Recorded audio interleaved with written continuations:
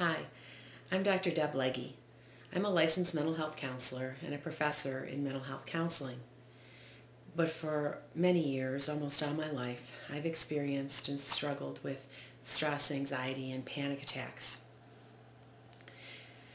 I know for myself the holiday times can be very stressful and it can really increase my symptoms of anxiety. So I'm wondering if you're dreading the holidays. I thought it might be helpful for us to talk a little bit about what goes on during the holiday time with regard to your panic and anxiety. So maybe this season can be a little bit better than those you've had before.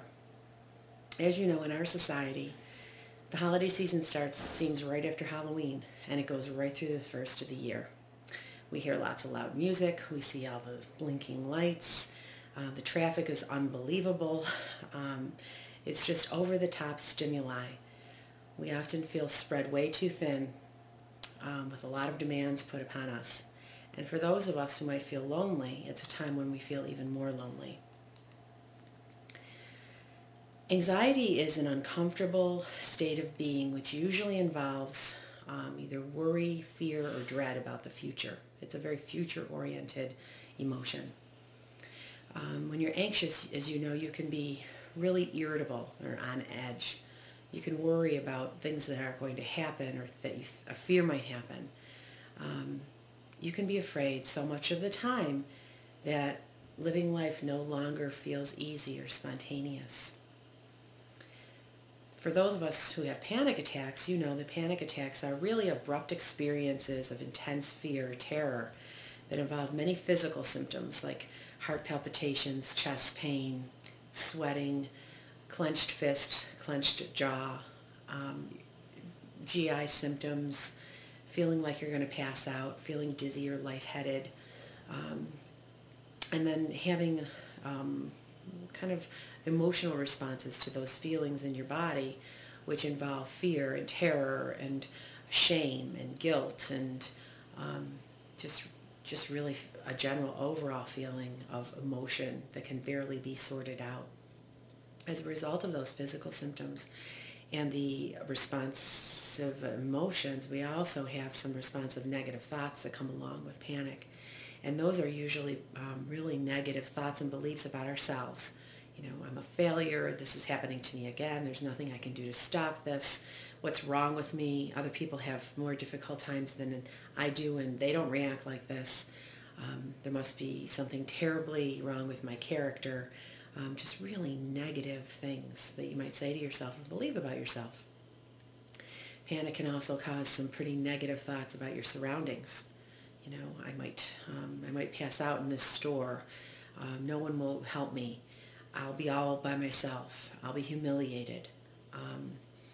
And then generally you end up with some pretty negative thoughts about the world, that the world is an unsafe place. The world is a scary place.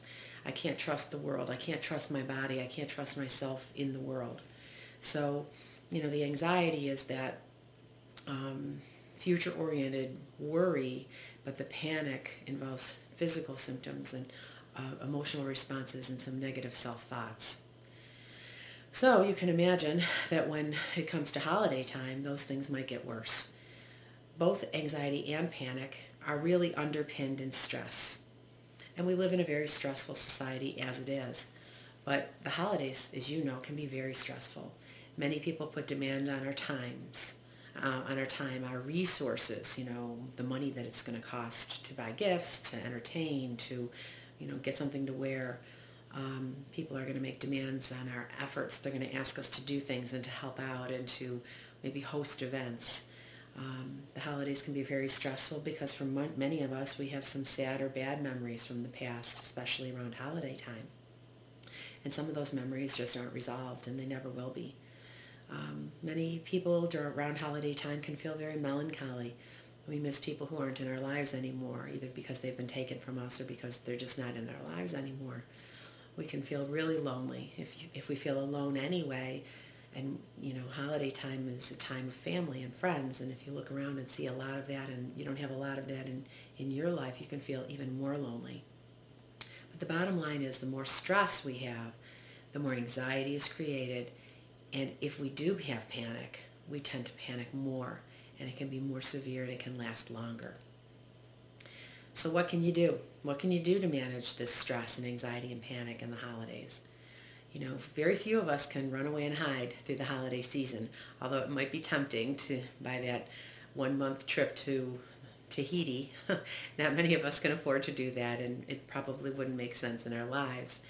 Even if we could, it probably wouldn't be a healthy thing to do because it would just reinforce the beliefs that we have that we can't make it through the holidays. And you don't want to do that to yourself.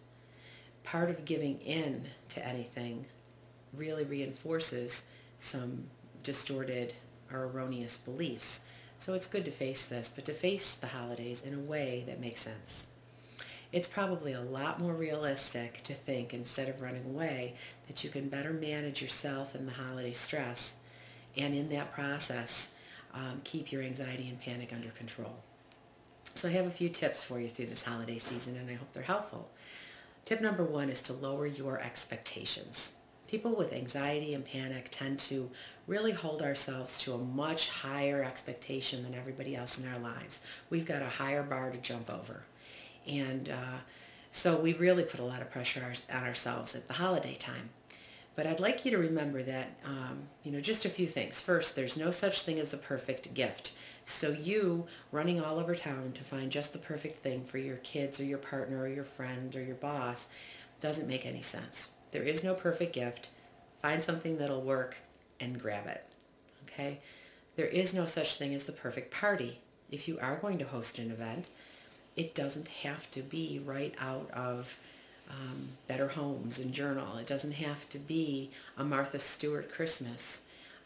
It isn't going to be perfect. Things are going to go wrong, even if it's not because of you. Somebody's going to come in and drop a drink on your rug, or forget to bring the thing they told you that you were counting on. So take that off your shoulders. Just tell yourself, this is going to be a great party, and it's not going to be perfect, and that's what's going to make it great. I don't have to stress so much. It doesn't have to be perfect. Another thing that you can do is to remember that you don't have to do it all. Share the load if you can. If someone asks you, what can I bring, don't automatically come back with, oh, don't bring a thing, just bring yourself, or just bring your appetite. No, ask them, what would you like to bring? Would you rather bring an appetizer or a dessert? People are thrilled to come. Even if it's somebody who doesn't want to be creative or make anything, ask them, bring a bottle of wine. Bring some chips. Something simple, but just to, make it easier for you so that you're not doing it all. It might be fun this year to do a potluck kind of thing where everybody brings a dish. Find ways to be creative so that you don't have to do it all. Essentially, you need to keep things as simple as possible. Believe me, the world won't end if you don't make your grandmother's chocolate cookies for Christmas. I know. My grandmother used to make so many different kinds of cookies, all the Italian chocolate cookies and the Italian wedding cakes and the cucciatari and the sesame cookies, and just beautiful, beautiful things that some of my aunts still do, and I would love to do. But just thinking about the effort that it's going to take and the time that it's going to take to do that, along with all the other stuff that's normally in my life, and on top of that, all the extra stuff that comes with the holidays, it makes my anxiety level go up anyway, and I start feeling panicky. So, maybe you want to decide to make 1 or 2 of your favorite kinds of cookies. Or maybe this year, you're just going to buy your cookies. And it doesn't mean you're never going to make them again. Maybe you'll make them in February, or maybe you'll make them next year. You don't need to stress over it. You don't have to use every Christmas decoration that's in the box. Use some this year and use some other things next year. You don't have to put every single ornament on the tree. It doesn't have to be all or nothing. When it comes to gift giving, if you've got a family where everybody buys for everybody else, you may want to suggest drawing names rather than buying for everybody, or just buying for the kids. Or you may want to opt out altogether and tell people, you know what, this year I've decided that in lieu of gifts, I'm going to have you all over to the house and we're just going to have a gathering. Or, you can decide maybe as a family that you'd rather take some money and donate it to charity instead of going out and getting gifts for people who don't need them and kids who have too many toys anyway. Just lower your expectations.